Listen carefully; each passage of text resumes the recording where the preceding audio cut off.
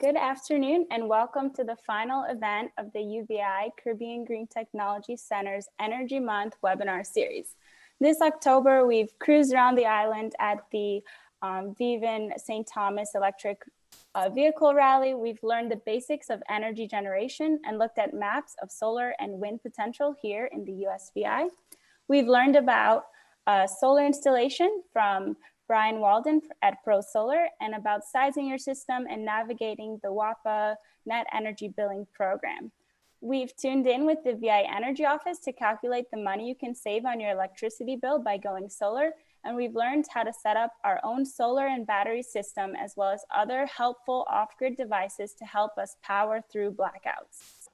This month, we hope you have gotten a sense for the importance of energy in our territory and the role of renewable energy in increasing our independence, reducing the negative impacts on our environment, and preparing for the future. During our discussion today, we want to continue looking forward by discussing potential pathways for the energy transition here in the USVI and what we can do today to get there. Before we begin, I wanted to start with some housekeeping rules.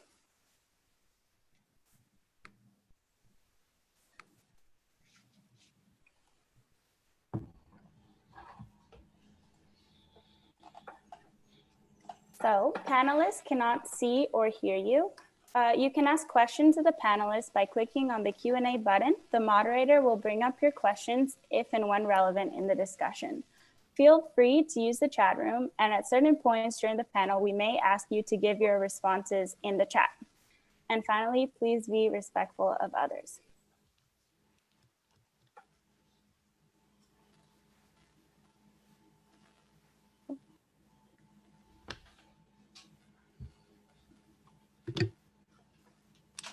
So to start, my name is Ariel Stolz. I'm the Assistant Director of the Caribbean Green Technology Center at UVI. And today I'm joined by three distinguished panelists, each with their own unique views, experiences, and perspectives. First, I'd like to introduce Kyle Fleming, the Director of the VI Energy Office and WAPA board member. Kyle was born and raised on St. Croix and received a Bachelor of Science and Master's degree in Mechanical Engineering and Energy Systems. He then went on to work at an energy storage startup company in Boston and local solar installation company. He now leans on both his education and industry experience in his current position at the VI Energy Office. Next, I would like to introduce Doug White, a retired green architect who brings concepts of sustainability, care for the environment, hurricane resistance, and traditional West Indian building styles to the forefront of his designs. He specializes in tropical green building design and was also the former owner of Solar Supply, a renewable energy company in the VI for 20 years. Doug has lived with solar power and battery backup systems in his home and office for over 25 years. Finally, we are joined by Martyn Forde, an energy and knowledge management consultant with 10 years of capacity strengthening and research experience. Originally from Barbados, Martyn is currently based in Toronto at the Rocky Mountain Institute. His role includes connecting island community leaders around the world to tailored research, fellow subject matter experts, and training opportunities. So before we jump into our discussion, I wanted to ask you, Martyn and Kyle, you've both studied energy in your schooling. What led you down this path? And what would you tell to fellow young Caribbean students aspiring for a career in energy? I'll go first. Yeah, you go ahead. You go ahead. Okay, great. Well, thanks, Ariel. Great introduction and a great segue into this discussion here. Definitely honored to be a panelist on this. I think a well diverse and wide perspective panel here today. So thank you. For me, energy really was driven by the conditions and challenges, or focusing on energy has been driven by the conditions and challenges that we face here in the Virgin Islands and in the Caribbean region as a whole. In regards to affordability and reliability of electricity was one of the initial drivers. And so for me early on, while I was in school, it made sense to try to align my academia with the industry that I was hoping to pursue in professional endeavor as well. And ultimately, even taking taking my academic trajectory as well as the start of my professional career stateside, I think that provided an amazing and broad perspective of what just the different options that are available, as well as where the growth in the industry was going. So it only made sense that being able to bring that perspective and expertise back home and implementing that here in the territory, just it all tied together. Because ultimately, I think I heard a quote recently. There's more impact, or sometimes the most impact you can draw is from doing work in your own backyard. And so being able to use those skills, especially the way the world is growing now, it just made perfect sense to try to align that skills and knowledge that I've garnered and apply it here where the needs are ever so clear on a daily basis. Yeah, and thanks for having me, and thanks Kyle, thanks Ariel, thanks Doug for all of this. To answer the question of how I got into the energy space, I actually, I would have to say it was growing up in Barbados. My grandfather was a big influence on me, and he was filmmaker, a very all-round type person. Like he made films, he was a gardener, and he would show me a lot of films with like documentaries with like Jacques Cousteau. So I actually wanted to be a marine biologist at first, or something with international relations. And 2 years into my university at University of Toronto, I went to do a diving course back in Barbados. And after the first dive, I come up and all excited. And the dive instructor was like, yeah, the guy who's in the group that has asthma can't continue. And so I didn't want to be one of those marine biologists that's just stuck in a lab. I wanted to be like underwater exploring. And then at the time, another course I could have done was a course called climate change, actually, at university. And it was a great and amazing course, but it always like struck me like we would separate adaptation versus mitigation. And sometimes people like, I'm only thinking about adaptation in one way and mitigation another way. And I was like, well, coming from an island now, my perspective is we aren't really causing this, but we have to face the most direct impact. So what solutions can we put out there? And what was the best tool to advocate on behalf of island states? And so from then on, everything I did was focused on islands. But in school, because I was in environmental resource management, which is a geography program, it wasn't the hard engineering like Kyle would have done, right? So this goes to answer the advice part. I found that when I did the climate change course and the energy courses, that I wanted to have my enough of an understanding of the technical side in order to bring people on board so that they see how complex resilience is, right? And at the time, sustainable development, that was the buzzword, right? So my professor at the time, he was like, the biggest thing that you can do to not just help advance yourself in your career, but also, help people understand the connections between adaptation, mitigation, is to be an effective communicator. And being able to communicate the technical concepts when speaking to engineers, being able to put in everyday terms when speaking to someone on the street. And that kind of has been my motivation. And that would also serve as my advice when you explore this field. Try to think how you can ground it in everyday language, and show the connectivity to other industries. Thank you. I think that's great advice for any, UBI students or high schoolers who are listening in and are thinking about this career. It's very important topic of energy. And so small islands around the world, we really have a complicated relationship with energy. Most are highly dependent on imported oil or other fossil fuels for both transportation and electricity generation. And so to all of you, what are some of the reasons why energy security is such a struggle here in the islands?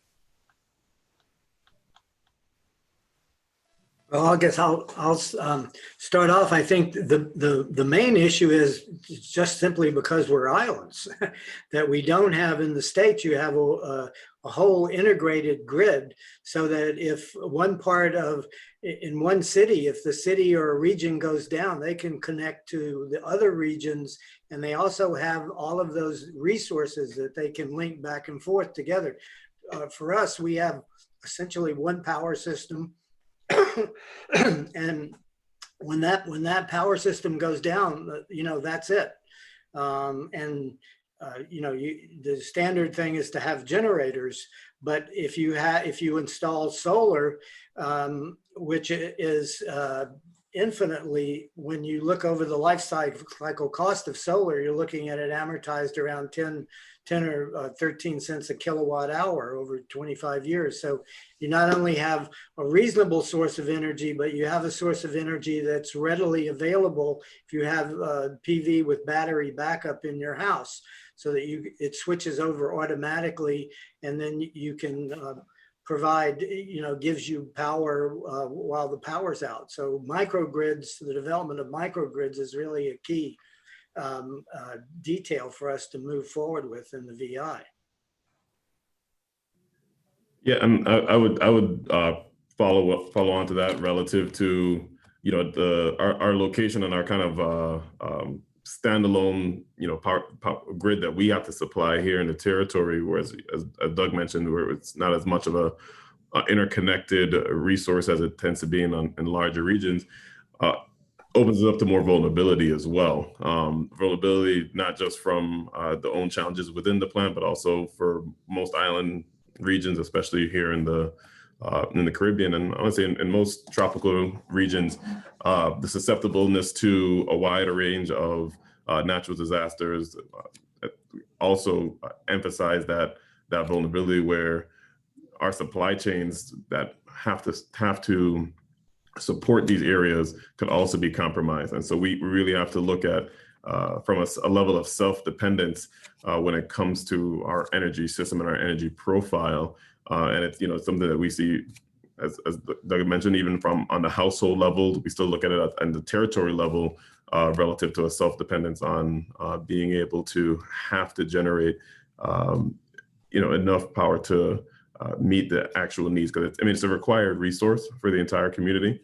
And so one of the things we also look at is our size as well. Whereas we have, you see a lot of times, there's a lot larger developments in technology and kind of strategies that are geared towards larger groups of people, larger customer bases, larger opportunity pools. The smaller Caribbean regions, while technology certainly can be applied here, it's not always the largest focus, especially of the biggest technology developers out there. They're looking really on being able to capture larger markets, and so there hasn't been as much of a dedicated targeted not to the same scale as you see some of the larger energy system development. I think we've been fortunate in recognizing not only our remoteness, our vulnerability, but also that self-serving nature that's been inherent to most island nations, and being able to identify ways in which we can adopt the technology, even if it's not sole source marketed towards us, being able to adopt it to our needs here in the island regions, which I think has been instrumental in really seeing a lot of advancements, whether it be from trying to capture what resources we have most abundantly available at our fingertips, and looking at trying to limit and distance ourselves away from 100% import in order to support our needs, which is, I think, once again, just kind of inherent self-serving nature of island nations. Yeah, Kyle, I'll just pick up there. what you said about supply chain was kind of where I was going to take my answer, but you know, there's an element of geopolitics to it, right? Um, a lot of islands, and my island of Barbados, you know, we were members of the Commonwealth. And so like the system that we took over when we gained independence, 60s, uh, it was, the electricity system was already dependent on fossil fuel, and that was the predominant thing, right? And so I have a boss who, you know, he had said to me once, and I always stay in my mind, like, you know, the Caribbean, we have achieved independence, but for the most part, but we've never really achieved energy independence. And you'll see like our money is pegged towards, you know, price of oil goes up and down, and you can't look any further than this year and the 2008, the two major financial crises, well, now even more looming with COVID-19. But I remember June 2008, price of oil was $144 a barrel. For April 20th, 2020 was the first time in history it went to negative prices. But supply chains were all halted. And so we're put in a scenario where it's not just our fossil fuel products, the cost of capital, these things that we need to be able to have in order to bring in goods and bring in supplies is a challenge. So I think we have an opportunity as well by our small size. Another colleague that I met, he said, I like to think of islands as like, and the fossil fuel industry is when the dinosaurs went extinct. It's the smaller mammals and animals that were able to adapt and change in order to usher in a new type of be able to survive and continue. So I think like islands, we are vulnerable, and there are, you know, like energy security issues, but I think we also have to see our vulnerability of our size as an opportunity to be innovative with our energy systems. And I'm not saying that fossil fuel will disappear, but we can offset some of those costs using new technologies, especially now at a point where the techno-economics indicate that, you know, there is parity for technologies like solar. And when you're looking at the trends of energy storage costs coming down, as Kyle would know as well with his expertise in storage, is like we now have an opportunity to pivot and position ourselves to reduce that imported, the cost of importing fossil fuels. Thank you guys for all those great responses. So Doug really talked to how we're not like the States, and we have to depend on resources that we can, that are abundant here in the islands, using technology like solar, microgrids. And Kyle really added to that, talking about the vulnerabilities that we have here in the territory. And so that when we're looking at strategies, we can just copy it from other places because we have such different constraints here. And finally, Martyn, you left us with how our small size can be really an opportunity for us to adapt and be innovative. And one of the commonalities with all of your answers that I noticed was that each of you really talked about renewable energy. And so I wanted to move into the next topic. So there are other islands who are really trying to change their trajectory. One of those we might know from the US is Hawaii. And they historically were one of the most fossil fuel dependent states in the US, but now they're really leading the charge in the energy transition with ambitious goals and targets for 100% clean energy by 2045. So in the US Virgin Islands, can we, and even should we, aim to get to this 100% renewable or clean energy goal? And what are our options here? Well, I'll start and take a quick stab from not just from the energy office, but just honestly from an industry standpoint. for the territory, and I know that there's in the past we've had some milestones that we had set, and I think one of the major focuses that I've had while at the energy office is really looking at some of the goals that we're setting, because with goals that were set 10 years ago, it's one of the things about this industry, and maybe even going back to where some of the ambition and motivation to continue is just seeing how quickly things change and evolve within this energy industry. The discussions we're having today about even the potential of being closer to either zero carbon or 100% renewable, they really seemed like pipe dreams not too long ago. Whereas now, 10, 15 years from some of these early developments, we're looking at very commonplace integration on a wide range of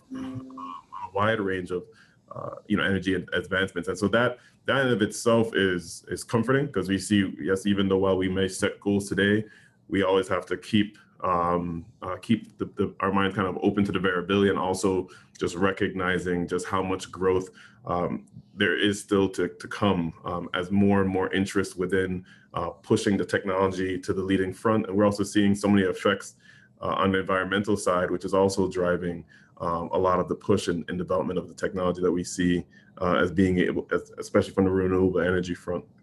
I think while the possibilities are certainly growing, I think there's also a realization and kind of an expectation throttling that comes as well, because we want to make sure that we're being practicing due diligence, and also being very well aware of some of the still existing challenges that are happening today. So we don't only just look at what's going on, what could happen in the long term, but also what steps we need to accomplish. And so from the Virgin Islands standpoint, I think while there's certainly been a lot of desire and want to see that change happen immediately, I think we've certainly had some some arduous steps in moving things to where we would like them to be.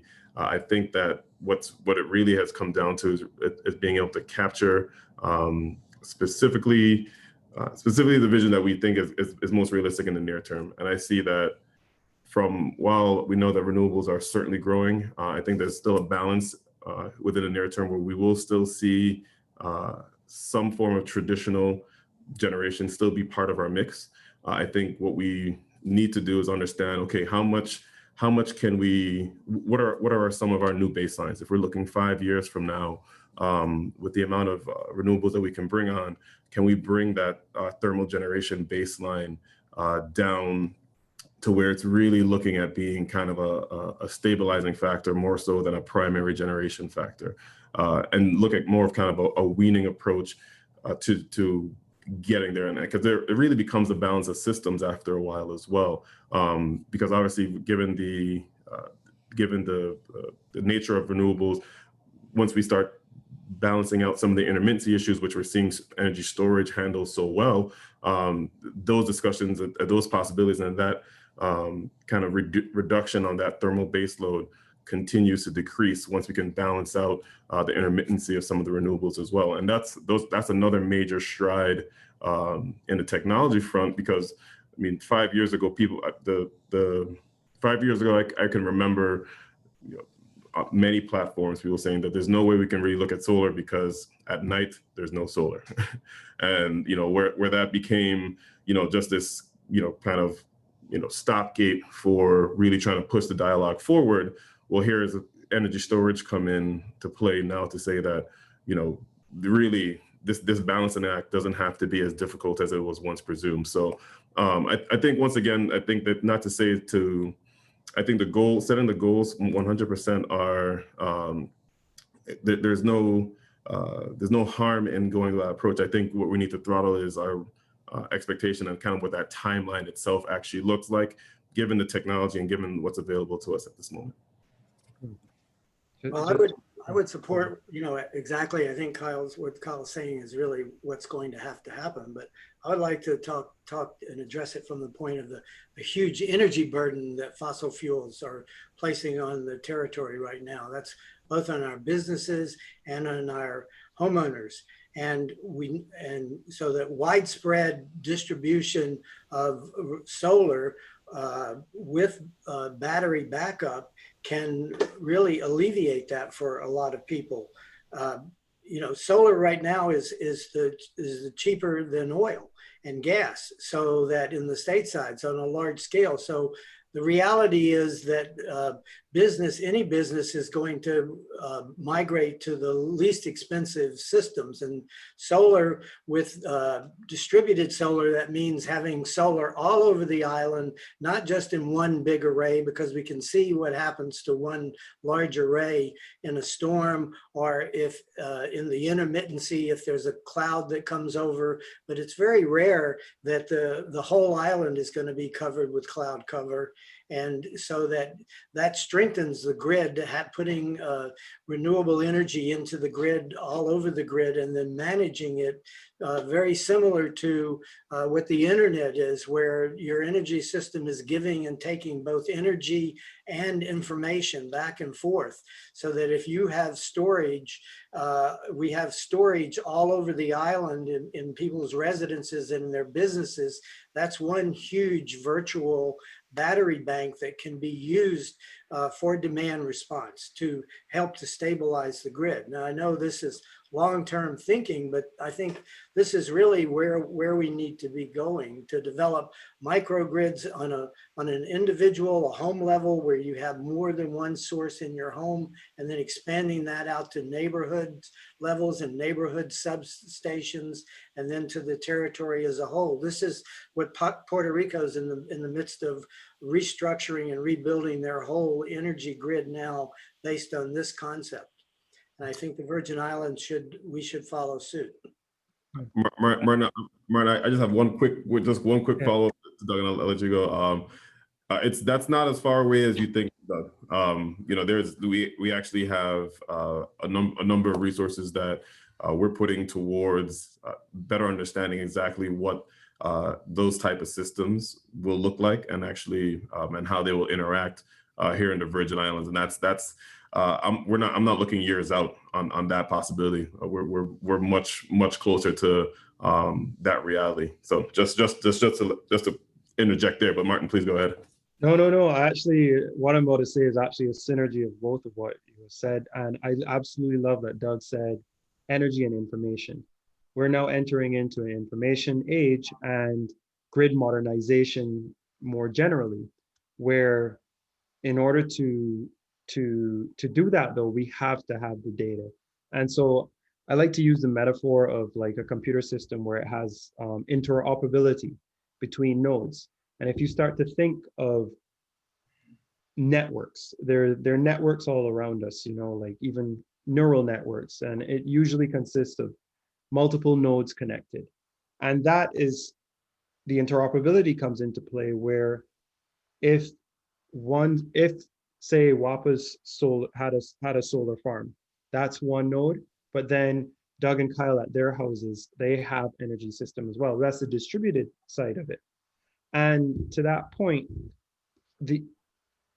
in order to get to that goal, the step towards that is going to have to include some level of utility scale systems, managed and operated, you know, like with the utility, because they have the most technical acumen when it comes to a system with entrenched cost. And, you know, we're at the beginning of a transition, but it's also going to rely on the citizens and having that distributed system now, actually, especially if you have, say, a microgrid, if there is an issue on St. John and there's a microgrid in St. Thomas, then you know, they can operate independently if there was like damage to a system from like a hurricane.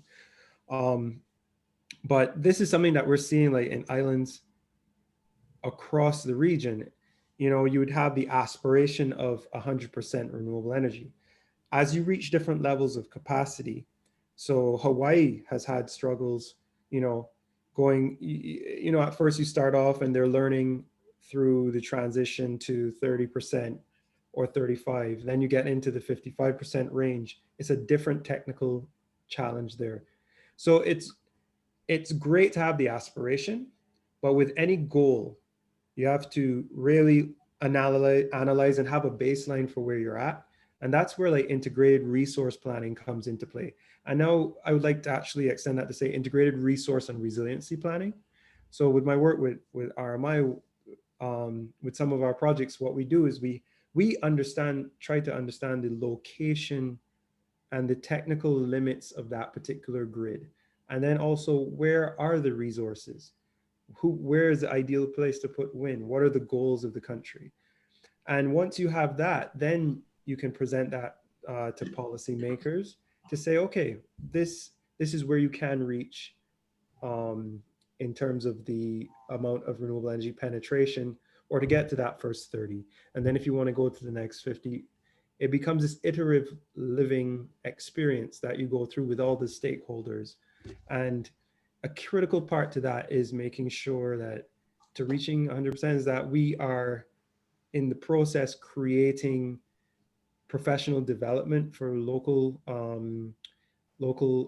citizens, so that they are developing the technical acumen to be able to maintain systems and moving in that direction. So I think it's great, like Kyle said, to have the goals. I think what Doug said about energy and information, once having that data allows us to make changes and see and learn and be iterative in the process moving forward. But I think it's happening at a speed, like Kyle said, like I remember 8 years ago when I was a student, and there was, people were like, there's no way you're doing it. There's no way. But I think, things are coming on board. Yeah, thank you. Oh, sorry. Yeah, no, I just wanted to say, like, when we're talking about these aspirational goals and plans that we might have, you guys really started already mentioning some of the like projects and initiatives that are happening either in the Virgin Islands or around in the Caribbean.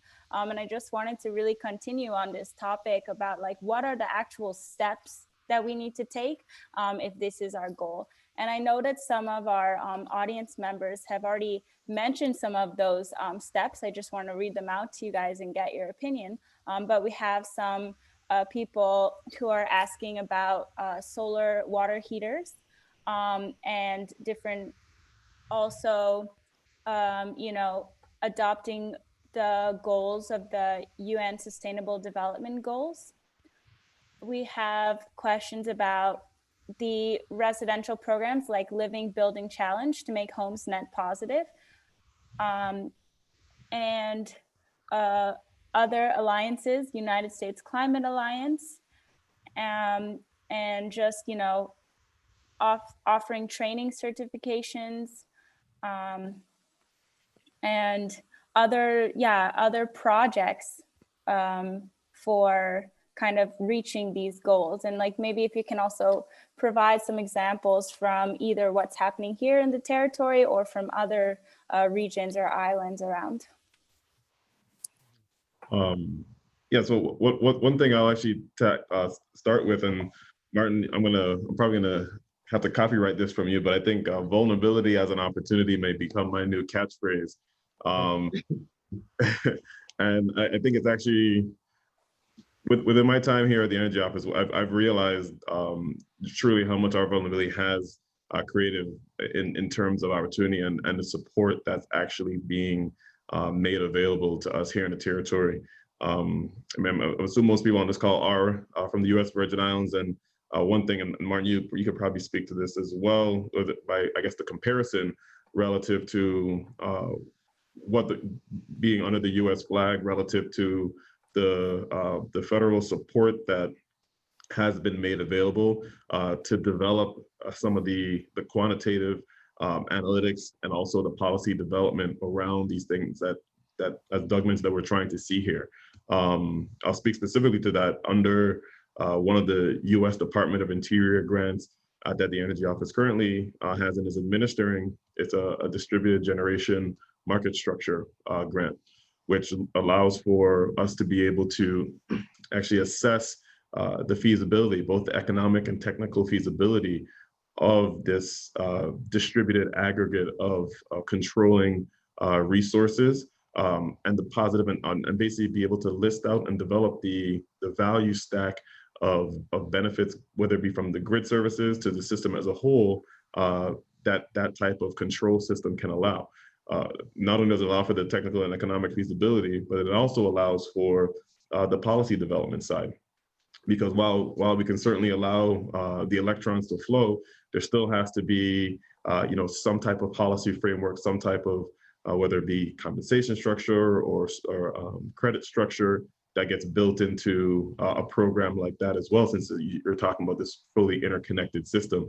And so that's just one kind of funding opportunity that was made available to the territory to be able to not just have these conversations, but actually dig into the substance of what bringing those type of initiatives to fruition can actually mean. And there's a number of different resources that have been made available to us here that we have here in the territory, from the federal sense, that between the U.S. Department of Energy and the U.S. Department of Interior, in the Energy Office alone, we have currently over $4 million worth of funding opportunities that we're working feverishly to mobilize as quickly as possible, because the needs have never been more clear. It's one of the reasons why we spent a lot of time, and Ariel, you mentioned earlier the net billing program that we did some webinars on earlier. Being able to create policy is critical, especially when we're looking at the scale of impact, right? We're not just looking at one or two homes. We're looking at really being able to have a standard by which the entire territory can participate. And so that's, obviously with big project and with larger impact becomes a broader due diligence and being able to make sure you're checking off all the boxes and doing it thoroughly and correctly. But once again, I think I've been comforted, and one of the trying to communicate out as well is that we have a extensive amount of support and resources that are not only available today, that are constantly being made available to us. It's very easy for us to justify our needs for support, once again, going back to our vulnerability. And that in of itself has truly opened a lot of doors. And I think maybe if the committee hasn't been seeing it yet, I guarantee you within the next 12 months, we're going to be seeing a lot of that coming to fruition here throughout the territory as well. Mm-hmm. Well, Kyle, just to build on what you're saying and some of the questions I see around, jobs and training. I know, like at Carolec, where I work as well, we do a lot of technical development, and there's been a big push in the region for technical training. I know the Caribbean Development Bank also offers different types of training, and there may be that sort of thing coming on board. I really do think we need to share lessons, but one thing that there is such a huge opportunity for is the creation of equity, and not just in terms of, equity, like I have an equity stake in a business. It's an opportunity for a more, I guess, in putting the dialogue and the narrative that connects how going towards these industries can create further job opportunities. And, like in my country, in Barbados, the tourism sector hit hard by COVID. A lot of islands hit hard by COVID. And there's been a big discussion about, well, what industry can we go towards? How do we invest our money? How can we make our money work for us, right? And so I know back home, there's a push by our government to also allow investment through credit unions, because then, the society can also invest into solar, but there needs to be regulation to allow for these type of channels, and there needs to be an assessment of what that would do for the economy, right? There's also the big push for what besides tourism are the big income earners that we can have as islands, and can we create knowledge economies? Because when you really look at it, right, we're part of the climate divide. We get hit, we emit less than 1% of the world as a Caribbean region. No, we emit less than 1% of the world's total carbon emissions, but we are getting hit by sometimes 3, 4 hurricanes above category 3 in a year, and they're coming every year.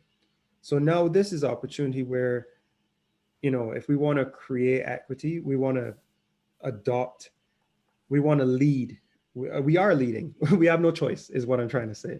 And in so doing, there's intellectual, I guess, the intellectual property of what we learn is very valuable, because as we develop jobs or in these industries, we now can go to other jurisdictions and demonstrate to them, hey, we were able to transition to 40, 50, 60, 80%. And we are doing it out of necessity, not because we are delayed in back and forth. We have no choice. And out of that, we then become leaders and can take our expertise beyond our shores or share it, digitally. And I think even when you look at, oh, I have to work from home and it's not ideal, but having this access to information, the world has now created a behavior where what you're doing in the USVI is extremely valuable as it goes on, and you can share that with a broader audience. And in so doing, create interest in what you're doing. And each of us have an individual culture. Barbados culture is different to Crucian culture, to what do you call people from St. Thomas again, Kyle? Tomians. Tomians, right. So Tomian, Crucian, St. Johnian. Yeah. Yep. Okay, great. Yeah, I feel like we can wrap this technology in the culture that we have and really show that, before the buzzwords of sustainability and resilience, this was how island people live. Common sense. Anyway, I talked enough, and I saw it as a living building challenge question, and Doug and I were just talking about that. So I'll just pivot to you, Doug, if there's anything you want to add. Sure. Yeah, I think that's great. And I think we need to, it just highlights the fact that we need to think globally and act locally. And to get this great penetration that we're talking about of renewable energies into the grid, it's still going to come back to individuals and businesses and homeowners. And also someone mentioned interest in solar hot water heating. And Martyn, you would know that Barbados has been way ahead of the Caribbean for years. They've had 70 to 80% penetration of solar hot water heaters in Barbados since, I think, going back to the first energy crisis in the 70s. Yeah. But you need to start thinking on a local level about life cycle cost when you're thinking about employing renewables. Because I'll just give you a quick example of solar hot water. If you install a conventional hot water heater, at the end of 10 years, it's going to have you're going to have paid $10,000 for that, paying for electricity for that. Whereas if you bite the bullet and through some of the great programs that the Energy Office has over the years, if you install a solar hot water heater, at the end of 10 years, you're going to have $10,000 in your savings account, because it doesn't cost anything to operate. And that's the incredible thing to me about renewables and solar power, is that yes, the upfront costs are huge. And that's what we need to be able to get these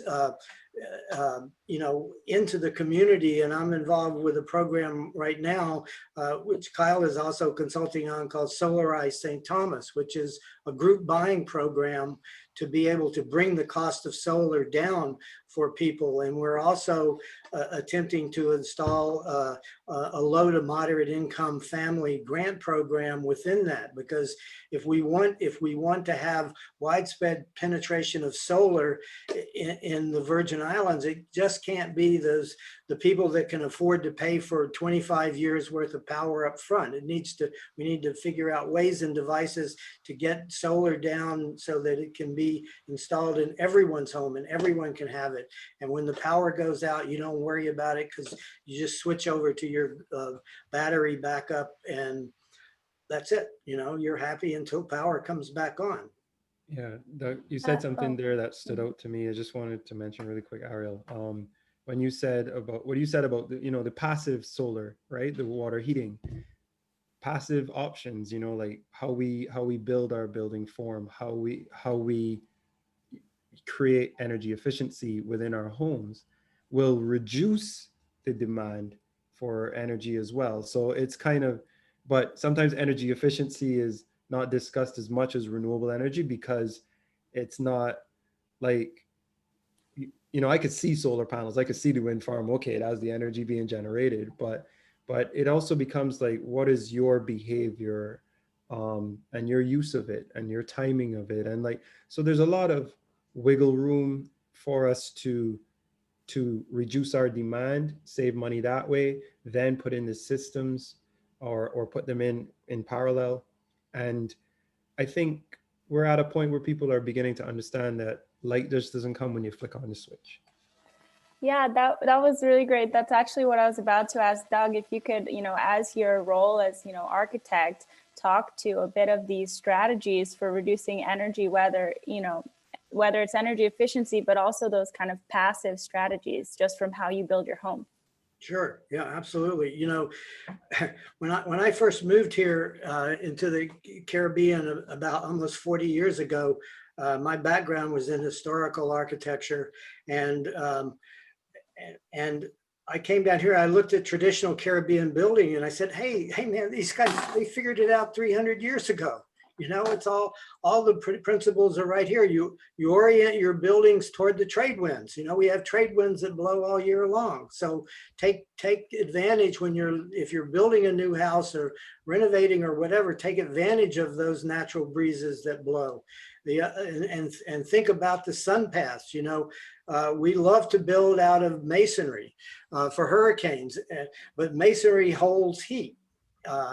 So that if you have your southern walls, if you use the traditional porches and galleries around the masonry base of the house, then that shades the walls from the sun, and they don't sit there, the walls don't absorb heat all day long and then radiate heat back into the night. So there are a lot of different things that you can do, with daylighting as an example.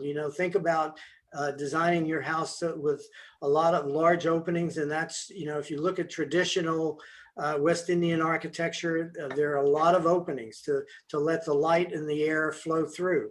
And now, we're in a situation where, we have to have air conditioning. So that's a design mitigation issue to be able to, you want to be able to close it up when you need to, but you want to also be able to open it up all the way to be able to let the light and the breezes come in. So I think orientation is very, very important.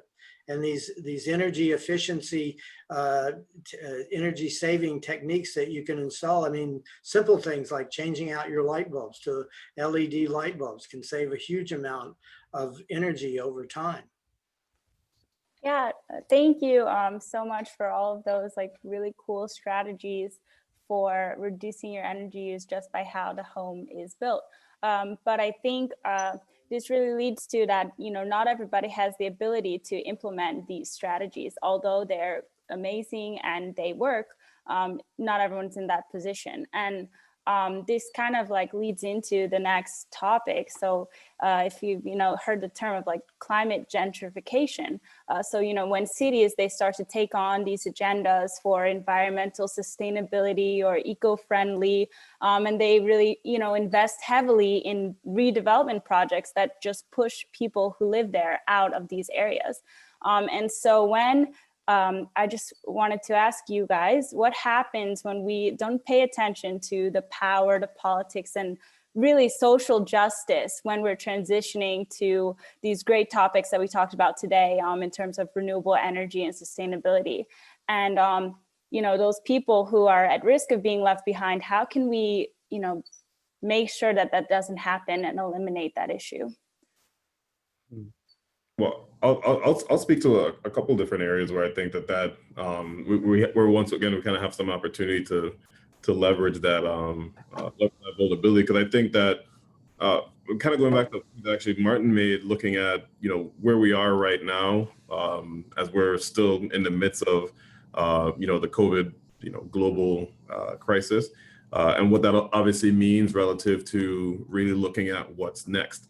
I like going back to 20, well, not that I like going back to 2008, but in terms of energy development, one of the major driving forces behind a lot of energy development, especially renewable energy development in the early part of the last decade, was the the stimulus acts that came out of the Great Recession, primarily like the American Recovery and Reinvestment Act. I can say with absolute confidence, I mean, I was the first job I ever held within the energy industry was for a startup company in energy storage that received a multi-million-dollar grant from the American Recovery and Reinvestment Act. And I think that is, when we really look at shovel-ready projects, whether it's renewable energy, whether it's energy efficiency, when we really look at shovel-ready projects, that the energy industry really provides such a wide spectrum of opportunities there. You're able to kind of couple the same societal issues that the community, that wide communities are exposed to, and be able to channel the investment to basically hit two sides of the fence simultaneously, where you're able to create jobs, create opportunities, create the economic recovery, while also making sure that you're addressing clear societal needs as well. So I think if we're really clear about what about like where those two opportunities exist, and very pragmatic about how we approach it, I'll give an example. I guess even speaking to the ARA funds, when I came into the energy office, we had some funds remaining from the ERA days, because the energy office actually received a significant amount of funding during that stimulus period, and there was still some funds remaining even from then that hadn't been expended or removed. So we had an opportunity to actually repurpose some of those funds towards a project very similar to what Doug was mentioning from the solarized standpoint, where we're currently looking at grants for a grant program for low to moderate income households as well, where we're looking at shovel-ready projects that can not only put develop and build a local workforce to support, but also be able to bolster the energy affordability and resiliency of the underserved parts of our community. So I think if we're intentional about how we kind of package the opportunities that are presented as a result of some of the challenges that COVID has presented, we could really look at two birds, one stone in a lot of ways. And that ultimately is certainly a focus of ours. I think it's being able to leverage that vulnerability with the opportunity. And I think that's a primary focus that I think we all should be looking at it in various sectors as well. Yeah, Kyle, I like your analogy, two birds, one stone. I like to say feed two birds with one seed, right?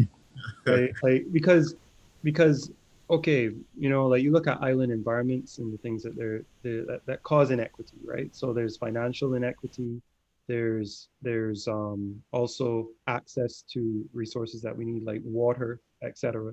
I think if when I say you, I mean the Caribbean, want to really address inequities, we need to look at the synergies between different industries, how renewable energy maps to those industries, and also take chances on being innovative. So you mentioned the grant system. That's awesome. I didn't know that about USVI. I've seen another jurisdiction where, in order to make sure that the persons who are in a lower economic bracket than the richer persons can still buy into the distributed energy, they're considering setting a higher incentive for them. So they might have a smaller system, but the incentive is greater to purchase a system and get reimbursed for their fuel, so that it's more even across all tiers of society. That was an example I've seen. And then I know about earlier I mentioned, credit unions creating an investment opportunity. When you look at solar panel array, it can last 20 to 30 years. So looking at investment such as solar bonds, types of investment mechanisms that then allow more local businesses to own a stake within their own energy security. And we all know that if you can have that ownership of something, you're likely to take care of it, because it's something that will grow passively as we transition and build out. And that I've seen that in other jurisdictions, but I think the reason I mention that is I think understanding these little innovations and sharing the knowledge and information, like I would love to see, the grant process that you guys are looking at and compare it to another island jurisdiction. And then through that, we start to iterate and innovate to create more equitable and more social justice. We'll definitely keep you in the loop. Yeah, definitely.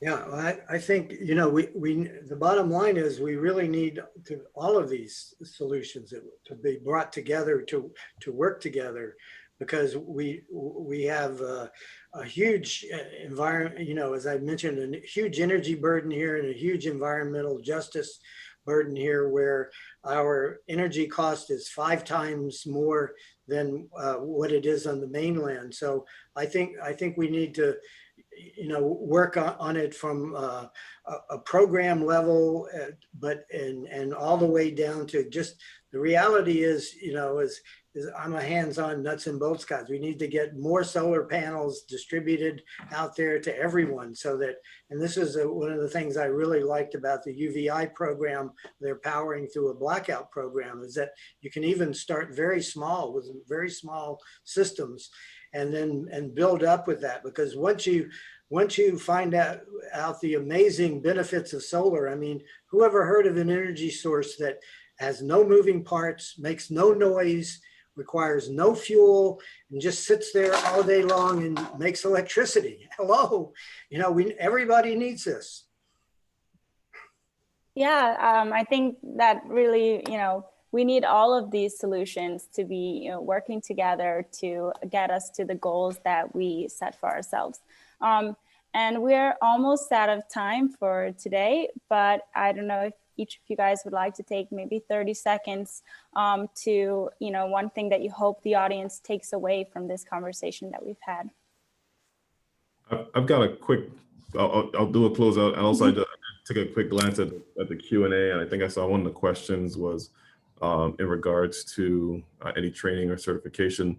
And so I just wanted to call notice. So we recently received, last year, at the end of last year, we received a grant for a microgrid at the St. Croix Educational Complex here on St. Croix.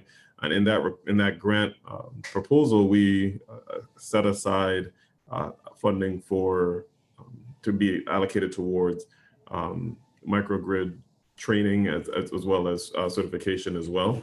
And so that's something that we're trying to also incorporate as kind of standard place with a number of our grants, as if we're not just looking at the physical asset, and obviously that presents a huge value add.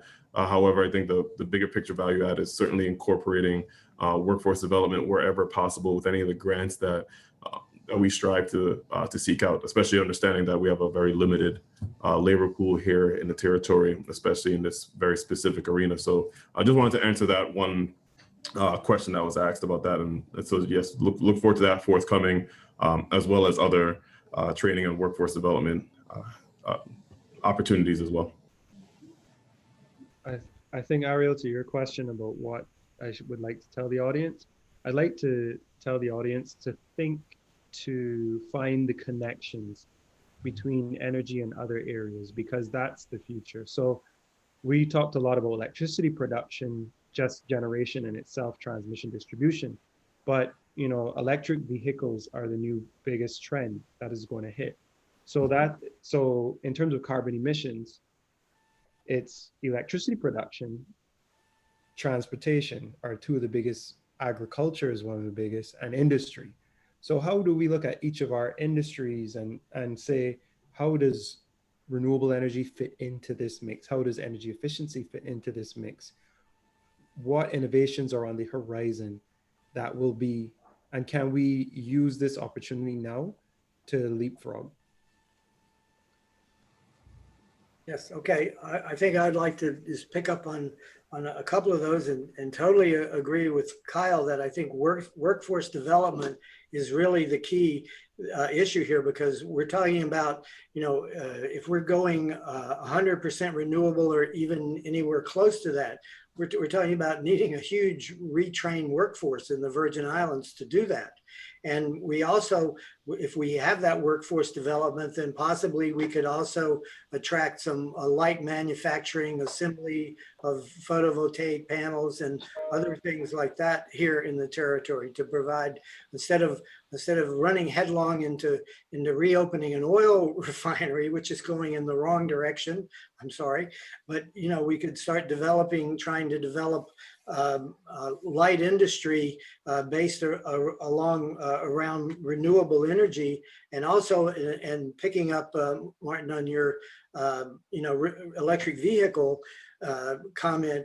We do have an electric vehicle association in St. Thomas and St. John Vivan, and we have annual rallies. We think there are probably about 150 electric vehicles in the Virgin Islands, but the good news for WAPA is that the more electric vehicles we have on island, the more electricity they will use. So this can be, as people install more solar in their homes with battery backup, they're going to be using less of WAPA's power, but that can be offset by people charging their vehicles. And right now, you've seen the data from Consumer Reports. Electric vehicles over their life cycle cost 50% less than owning a gas vehicle. They're an incredibly superior technology, and they can help offset the switch to renewable energy. Even if you charge them on WAPA, they're less expensive than running an ICE internal combustion engine vehicle.